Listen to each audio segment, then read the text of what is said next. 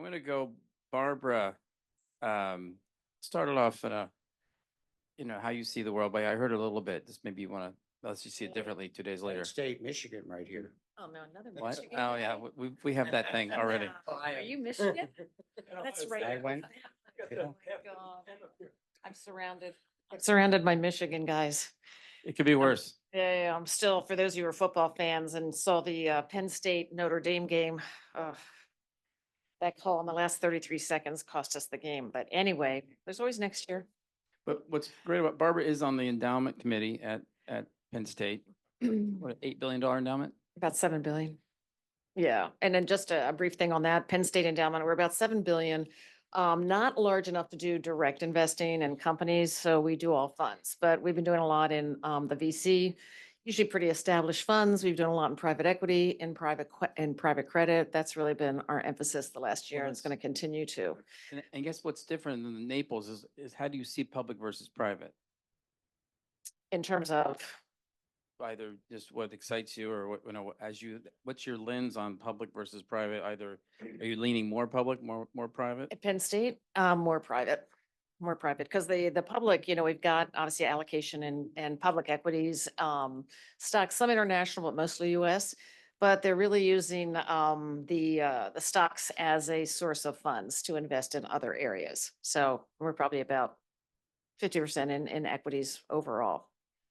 So anyway, but I'm the public equities part of this panel versus the private. And so did you want me to just give my quick worldview here? Yeah, no, I'm bullish on the market. And the US market looks to be in terms of public equities, looks to be one of the most attractive in the world at the current moment. And that's because of our economy. I think most of you know what's been going on. Employment is strong. We're at 4.1%. Wages are good. Inflation has stalled out the last six months or so, but it doesn't look like it's going to kick up in a meaningful way. I mean, we had inflation, depending on which measure you used, just 2 years ago of 9%. But that really seemed to come from a logistics shutdown from the COVID lockdown. So that seems to be well over. Looking ahead, inflation, we'll see what the Fed does. The Fed starts to meet tomorrow and on Wednesday. The feeling is there's about 100% certainty they will not raise. And and there's a lot of uncertainty in terms of the new administration's policies. Last week, the market there's a big sell-off on NASDAQ today because of all the AI hubbub with the Chinese competitor. But last week, the market recovered from a rough start to January because after the inauguration speech, tariffs and other panels mentioned this about the tariffs. It does seem to be a negotiating tactic for Trump. I mean, he was talking about 60% tariffs on China. Now he's saying, well, we don't really want to put tariffs on China and maybe it'll be 10%. And we know what he's doing with Canada and Mexico, but it all seems to be negotiating, but we'll see about that because I think just about every economist feels that it probably would be inflationary to slap tariffs on because it makes goods more expensive for the average consumer, but that's an unknown. And hopefully we'll know more in the next month or two about that. The other uncertainty is too, they started the deportations and we don't know how widespread they'll be. In agriculture and construction, they are heavily dependent on illegal immigrants. And in fact, in construction, and I mentioned this on Saturday, it's about 25% of the construction industry relies on illegal labor force, and they have about 500,000 shortage of workers. And in fact, I read today, you're already seeing the impact in California on agriculture. Workers are not showing up. And because they are I'm sure they're hiding somewhere, but this is going to have a big impact. And that, of course, is not good for inflation. In fact, we had such a quick recovery, and a large part of that was the immigration that was higher than we thought, and they filled all the jobs that Americans did not want. So we've got to see how that plays out. On the other hand, there are some big pro-growth policies coming from the Trump administration. If they can actually succeed in cutting costs in the government, I'm skeptical, we'll see about that because of the 5 million in revenues we get in, and we spent trillion. And the 7 that we spend, most of that 5 is Medicare, Medicaid, veterans benefits, and defense. And there's not a lot of room to cut. So we'll have to see what happens there. But that would actually be deflationary if they manage to take a significant chunk out. Deregulation, I think you're all familiar. They're talking about in energy, banks. Banks could take a while to play out because a lot of those changes have to go through the Fed, other big agencies, the controller's office. And so that probably has mostly to do with capital requirements. So we'll see that could be longer playing out. And of course, taxes. And that's right now in negotiation in Congress. And we'll see if they extend the package. There's probably going to be some sort of compromise. The big thing that I think is also pro-growth, and we're all aware of what's happening in AI and the productivity increases we're seeing and how that could play out. And we haven't even begun to see, I think, the biggest efficiency changes because we've already got digitization, robotics, automation that's already been happening, and AI adds another push to that. So net, no, and at this moment, it does not look like any recession is imminent. But we just have to watch the numbers. The Fed could ease another few times this year, depending if inflation, stays tame. And so we'll see. But I remain bullish on on the stock market, publicly traded equities. So.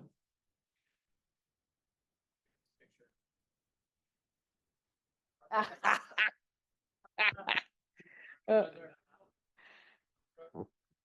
Barbara was the pickleball champ. Yeah, with Casey. The fourth, Yeah. the fourth annual pickleball mixer. The ladies triumphed over the guys. They did. They did. That's true. And we played with our left hands. Haha. Just kidding. All right. So I'm gonna let go. I just figure as soon as Peter goes, he's gonna disagree with her just because she went to Penn State, I think. Well, thank you for having me. Turn your mic on. Oh, I thought I turned it on.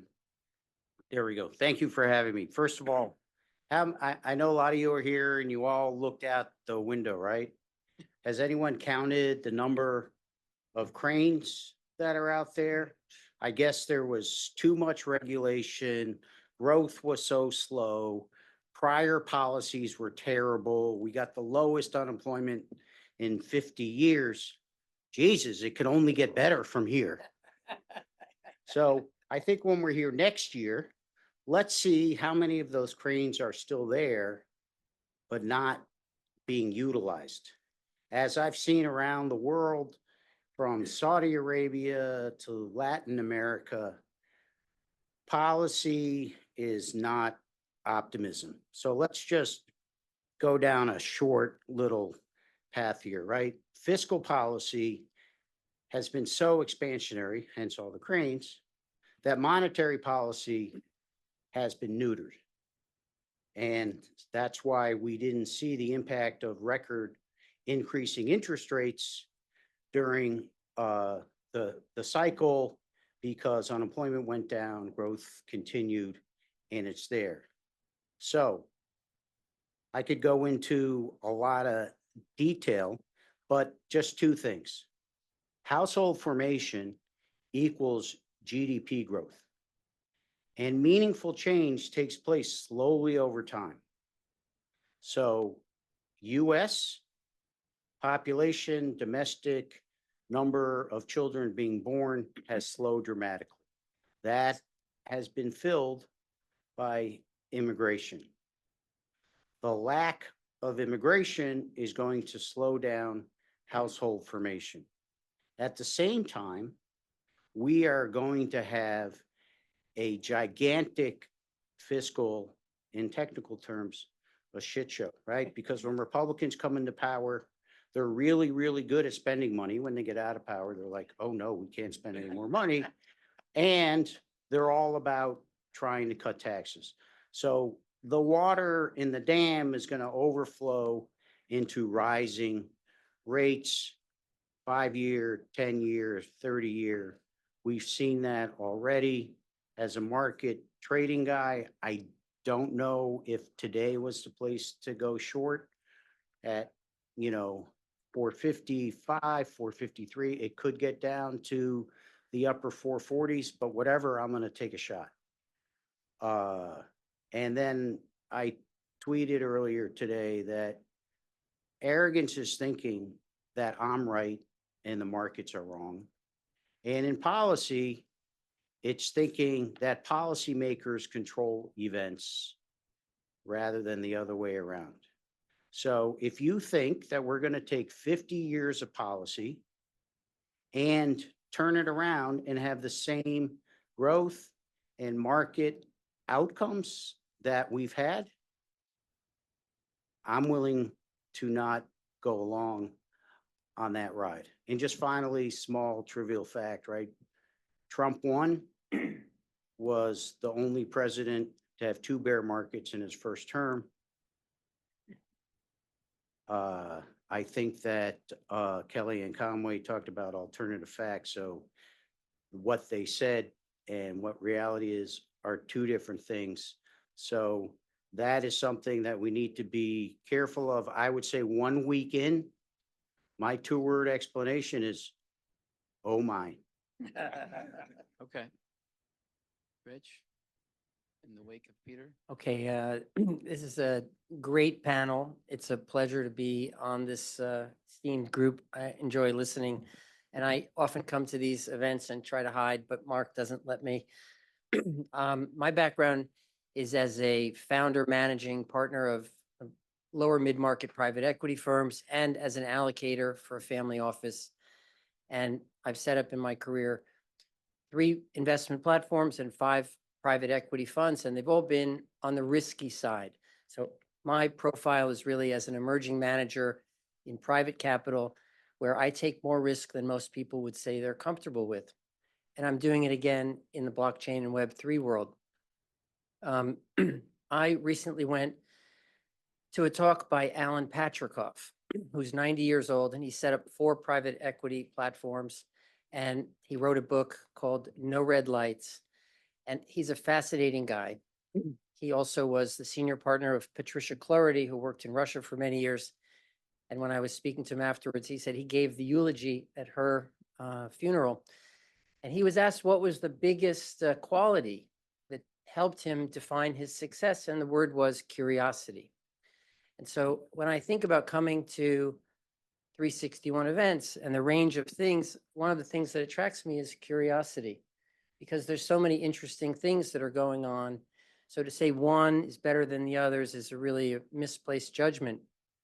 So I come away with some interesting ideas, and I think it's a very safe place to exchange. So Mark, thank you for that. So I'm a big private capital believer. So I'm a buyer of the endowment model. I think if you're somebody who has capital, private capital or institutional capital, you're well placed to figure out your asset allocation, your risk tolerance, and go as heavily as you can tolerate into illiquid things. Because empirically, if you choose your managers right, you're going to end up better off if you choose your managers right. So venture outperforms if you choose your managers right, but many of the managers don't perform. Private equity, so forth. I think that also one of the lessons is in my career, having been in emerging markets for many years, is timing matters and macro matters. So where we are today, I actually think because it's been such a difficult market for M&A and IPOs, there's a lot of capital tied up, which makes a very difficult environment for new fund formation, which means that there's a relative imbalance of risk capital for those great opportunities. So if you're an early manager, young manager, no matter how good you are, you don't have the 3, 4, 5 funds of performance. So raising new capital is hard. So if you're an entrepreneur trying to raise capital, the typical sources of funding are dramatically reduced. Even if you're an established manager, you're sitting on a big portfolio, you haven't been able to exit, your LPs say, well, return some capital. So empirically, it's a great time to start a business during a crisis. And empirically, it's a great time to raise a fund at a stage like this. So I'm a big believer that right now there are great opportunities for people who have some extra liquidity. And last thing I would say is I have put my toe in the water about 4 years ago into the blockchain space. I did it with a couple of really super smart Russian guys who left Russia. We didn't know there'd be a war, but they have very high quality experience, and they invited me to be their partner to help turn their investment activities into a business. And I got involved initially because they had attracted some institution to give them some anchor capital, but also because I started to understand that blockchain isn't Bitcoin. And 4 years in, I'm more convinced that this is a paradigm changing moment. And for many years, some of us were involved in Russia and Eastern Europe, and you go to the big institutions, they say that's really fascinating, but nothing compares to China. And so you were selling to raise money against China. So I feel the same sort of thing is happening with AI right now. That's really fascinating. Crypto, blockchain, really great. But what about AI? And actually the AI stuff is dependent on using blockchain and other tools, blockchain-based tools, to validate and to allow these agents, these AI agents, to speak to each other. So these things are highly connected and interdependent. All I'm going to say in my final comments is, I think it's not an overstatement to say that this industry is approaching, if not at, a tipping point, because the technology is proven and it's the infrastructure, the capital intensive stuff is in place, ready to scale. There's, someone would say, around 650 digital wallets around the world. So there's enough people who have the ability to become users, consumers. And thirdly, regulatory environment around the world is reasonably supportive. And in the United States, it may leapfrog, if you believe some of the words coming out of the president and the people around him. And we talked to some people who are close to that. So I think that we may see a real breakthrough in the next couple of years. And where we've been focusing, where we think the biggest opportunity is essentially the kind of app store for blockchain, essentially for Web3, where asset light use cases that solve problems. And these things are getting users, they're driving cash flows, still nascent, but whether it's stable coins for payments, tokenization, or privacy or social, or this agent AI economy, there's a lot of very interesting things. So I would say pay attention. And it's not simply just crypto or tokens. It's essentially investing in companies. Do you think 5 years ago you would have used those words, that vocabulary that just came out of your mouth?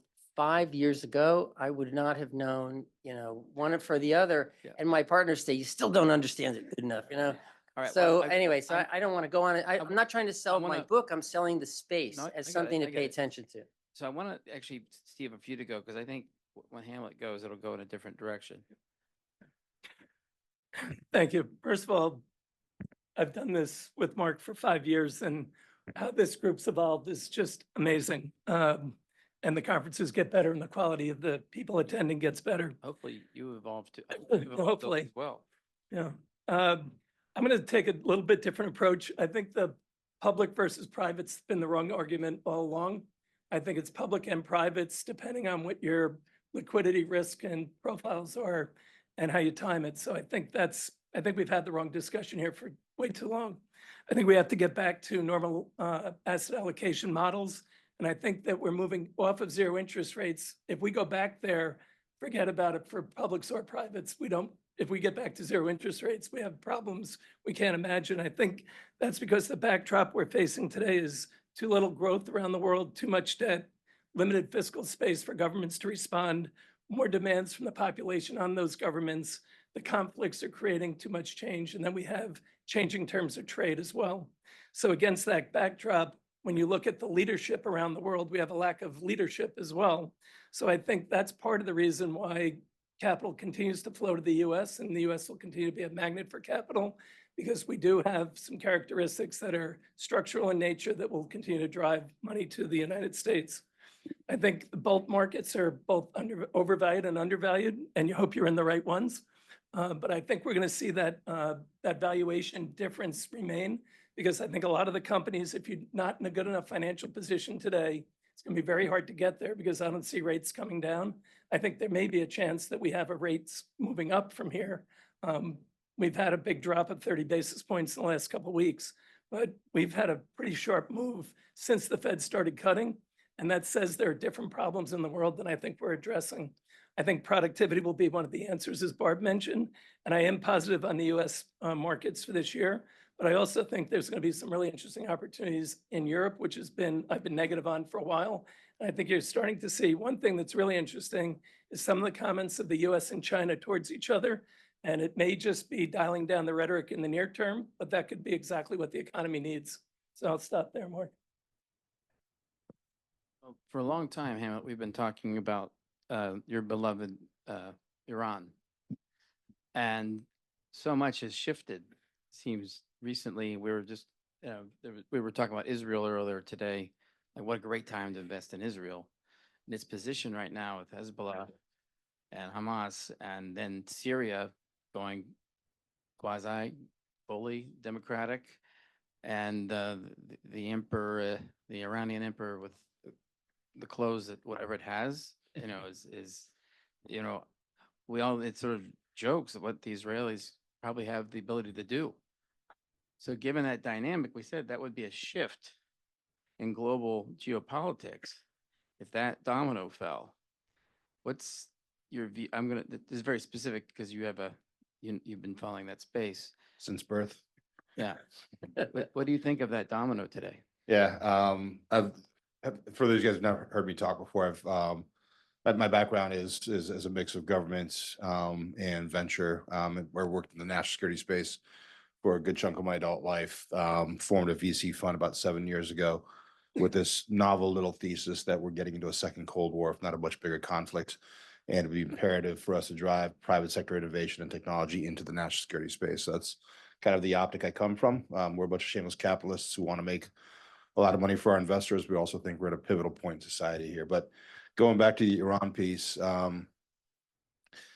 I, without a doubt, believe that global peace is nowhere near breaking out. I've always viewed Iran as a central Rosetta Stone in our geopolitics. If we can fix Iran, we fix so many other ills within the world today. Iran is the single biggest supplier of weapons right now outside of China to Putin and his war in Ukraine. Iran obviously has been funneling billions of dollars away from their own economy and away from their own people into the hands of the Houthis, Hezbollah, and Hamas, so biggest sponsor of state terrorism out there. They've obviously been a massive spigot of oil for the Chinese as well. So if we can fix Iran, so many other things fall into place. The issue with Iran right now is Iran is danger close to becoming a nuclear state. I think they've been inching closer and closer to it, to the point that I don't think Iran is. I don't know how you stop Iran from eventually becoming nuclear. So the question is, who's in charge of Iran when that happens? But the geopolitics of that, and kind of where Iran is right now, I feel like I've been saying this forever, they're on thin ice right now in terms of regime longevity. I think we end up getting regime change inside Iran in hopefully the next several years. It's not going to be what we want, full stop. But I'd rather have a technocratic government in place in Iran that is run by the people, maybe has the crown prince as a figurehead, and they're fully kind of integrated into the Western society, which is where they were pre-79. I don't think we'll get that. I think what you're going to see is potentially a collapse of the clerical establishment and a much more violent, concentrated turf war between the hardline clerics that are in charge in Iran versus the, lack of a better word, the kleptocracy or the oligarchs that control the Iranian economy right now, that maybe came from the religious ideology, but aren't necessarily all that religious. They care more about their Bentleys and their homes in Dubai and Switzerland and New York and Miami. So Israel right now is in a unique situation, because I think back in August, they stood up and realized, okay, current administration, Biden at that time, doesn't like us, doesn't trust us, doesn't support us. Europe is a basket case. And we have a regime right now inside Iran that's trying to play Mr. Nice Guy in favor of a nuclear deal. Screw it. We don't care what the rest of the world says. And what you've seen since then is a systemic effort to put max pressure on Iran. I think going into the current administration, I think Trump wants probably some sort of a deal. He's a deal maker. But you threaten the stick ahead of the carrot. The stick being obviously we're going to come in. So Yeah. I know it's better than Naples, but we're behind schedule. But let's do what we said, 20 seconds on what scares and excites you. And then we will have a breakout. We'll have venture, then private public investing, more private equity. We'll have credit. we'll have LATAM, and then the rest of the world. Those are going to be the five. So you can continue this conversations. You might go venture Yep. either way, but scares and excites, or a prediction. I'll start and I'll let you guys be more cheery. We're in a second Cold War, period, full stop. For those of you who refuse to accept it, good luck. I've been warning about this for 3 years, longer than that. You have a formation of a network of totalitarian misfits between Xi, Putin, and Iran who want to replace Western values and Western norms. They've been gunning for us for years. We're just now waking up to it. On the positive side, I think Xi, Putin, and the mullahs in Iran all face one very common factor. The issue is not the Iranian people, the Russian people, or the Chinese people. It's the governments. All three governments are run by a small band of totalitarian misfits. And it's just a matter of time before I think they start losing grip and power and face internal dissension. The issue is when they're at the verge of losing power, how bad do they become? How belligerent do they become? Because all three can be massively, obviously disruptive to global markets on their way off the stage. Okay. Barbara? And the thing, oops, excuse me. The thing that I worry about most is really inflation stays about where it is or it creeps up, but it's really about the fiscal policies. And if we can't cut the deficit, I think that's a big reason why the 10-year has actually gone up, since the Fed cut rates 100 basis points in the fall. And I think it's concerned that as rates stay high, it's very hard to fund that deficit. And the Republican policies right now, it's hard to see, particularly if they cut taxes, that the deficit, and as Peter said, they exploded it the first time. And of course, under Biden, it expanded more. But that's my number one worry.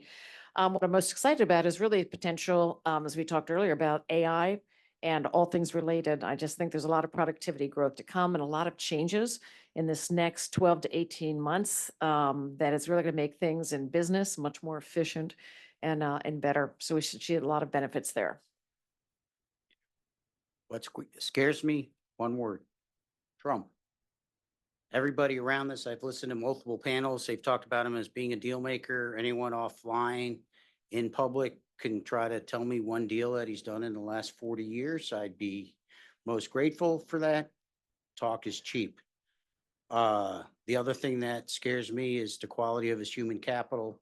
I'm not sure it would make past background checks for anyone here that is running a firm, running a fund. Anyway, I'll just leave it at that. I'm an optimist. It's always easier to make the pessimistic case than it is the optimistic case. And so over time, one should be an optimist, and I believe in markets, and that is potentially what's going to save us. But what he just said, bad leadership leads to bad outcomes. Fair enough. Rich? So I think that, the issues that I worry about the most all start from the new administration. And I do look for and find some things within his policy framework that I like, but most of the things about how he's going about what he's doing, I don't like at all. And I think that this kind of bullying approach domestically and foreign is very fraught with risk. And so a bad deal in Ukraine, overplaying things in Latin America or in our own sphere, I think these things have knock-on effects that really worry me. And I think if he's starting to focus on things like the Panama Canal and Canada and Greenland, I think he's misprioritizing what the real issues are that need his and the administration's attention. So, and I don't see anybody that he listens to, maybe except his chief of staff, who we don't see. On the positive side, I do believe that our political system does still work, even though it's broken. I think when tested, I think it's going to stand the test of time. I believe that, but I don't, sleep well at night. And second is, I like private capital, early stage venture, and blockchain. I'll go along with Peter on what scares me, but I'll go globally because I think we have a leadership problem all around the world. And that's leading to a potential for massive mistakes that could really upend everything. What excites me is the potential to change the world with technology, but also the areas of digitalization, electrification. We have a massive rebuild that's going to have to go on when we do end the wars, but we also have climate damage that's creating big spend opportunities. I think one of the things that's lost in the US is if we do slow down spending in the federal government, which we're not going to, not sure we can cut much, but we can slow it down. I think that pushes more onto the states who already have financial problems, but states and local governments are going to keep spending too. And they're going to be supported by the private sector spending more. And we do have record corporate profits, and that's going to help drive the US forward. So I'll stop there. Just one technical thing. At the end of most technological booms, the markets have a bad outcome for, 18 to 24 months. You can go back to the 20s and so forth and so on. The 80s with computers, the 90s with the internet. I think you guys all know enough history. So yeah, technology is awesome. It's going to be fantastic. It will end up increasing productivity, more jobs. But the path to get there, it's kind of like tanking for an NBA team. If I just add to that real quick, I think right now where we're at societally, and I think people really understand this right now, to me, it's analogous with the late 1800s. Late 1800s, people looked around in a room like this, not nearly as high up, and said, okay, horse and buggy, oil power lamp, that's not the future. But within a generation, we went from that to the flying vehicle, to the nuclear age, 2 world wars, potentially 3, a pandemic, and the Great Depression. You also had the fall of the British Empire. You had the complete balkanization of the Middle East. You had the complete balkanization of Europe, and the world changed. All that was driven by technological innovations. That innovation loop that we're about to go through, when you look at quantum autonomous system, AI, the economics of warfare, and autonomous systems and space, that's going to happen in the next 5 or 10 years. The impact that's going to have on markets, on countries, on geopolitics is immense. And I don't think people fully realize that. If somebody tells you exactly what's going to happen, don't listen to them. Just know that it's going to be a shit show for the next 5 to 10 years. But with great opportunity and chaos, if you're well positioned, well plugged in, access to good market insights and intelligence, is actually a really good opportunity to build massive amounts of wealth over the long term. And if you're nimble enough as a trader, same thing. So you got to choose which strategy you want to go about, build your insight and intelligence and human capital networks, and find the opportunities to deploy. So That's what we're all about, right? yeah, exactly.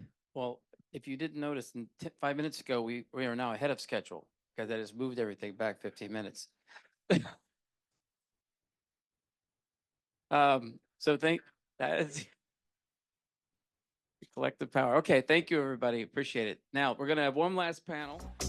Come join our 361 firm community of investors and thought leaders.